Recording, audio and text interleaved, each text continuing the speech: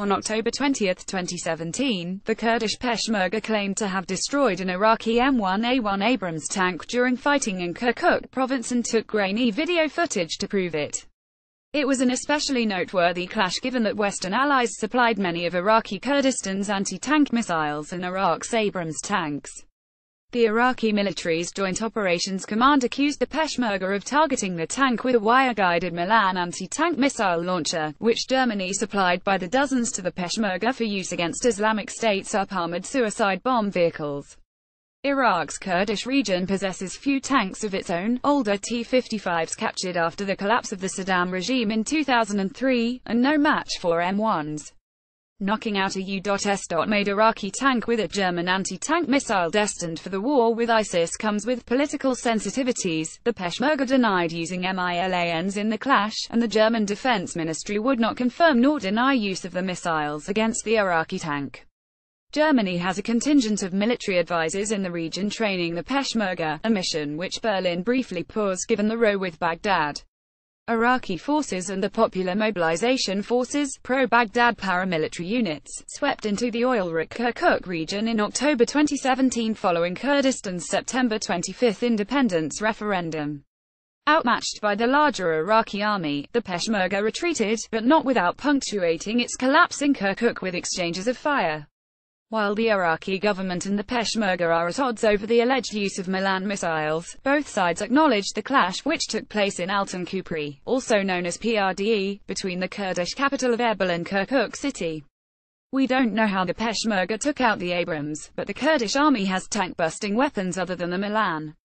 One possibility is that the Peshmerga used a Chinese-made HJ-8 Red Arrow anti-tank missile. HJ-8s have appeared with the Peshmerga since at least 2014, although it's not clear from whom Iraqi Kurdistan received the weapons.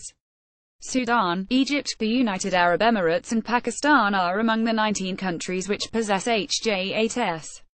An HJ-8 equipped to a Kurdish Humvee.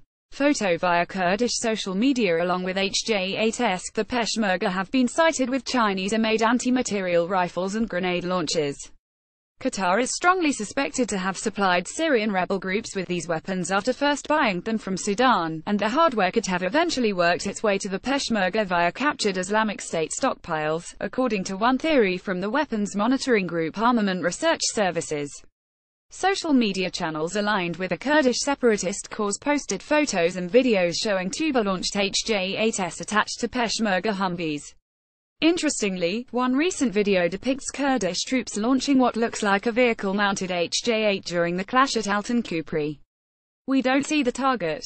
We do see the Erbil Kirkuk checkpoint at Altan-Kupri in the background.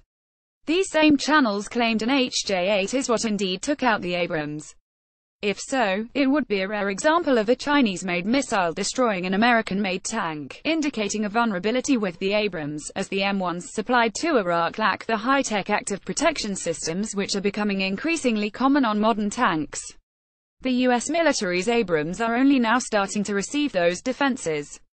The wire-guided HJ-8 is an older missile first produced in China in the 1970s. It is roughly equivalent to the U.S.-made TOW missile. If the Kurdish missile was an HJ-80, a more current version seen in Syria, then it would have featured a 54-pound tandem charge warhead capable of traveling 4,000 meters, assisted by a thermal imaging system included on the launcher. A tandem charge is a two-stage warhead that can punch through a tank's add-on explosive reactive armor tiles, although Iraq's M1 Abrams tanks also appear to lack this additional defensive capability. Regardless, it's unclear what exactly caused the loss of the Iraqi Abrams at Altan-Kupri.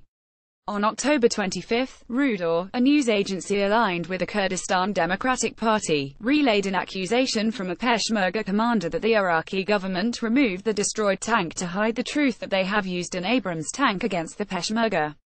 Helpfully and for posterity, the article included an aerial photo of the burned-out armored beast credited to the Kurdistan Region Security Council. Take a look for yourself.